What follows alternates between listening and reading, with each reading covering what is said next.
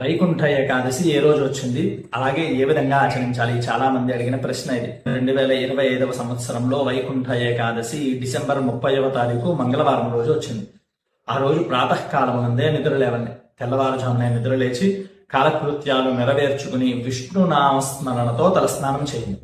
తర్వాత సంప్రదాయమైనటువంటి వస్త్రాలు ధరించి ఇంట్లో ఉన్నటువంటి విష్ణుమూర్తి పటానికి లేదా విగ్రహానికి పురుష సూక్తముతో కానీ లేదా పురాణోక్తముగా కానీ అష్టోత్తర నామముతో తులసీ దళాలతో అర్చన చేయండి.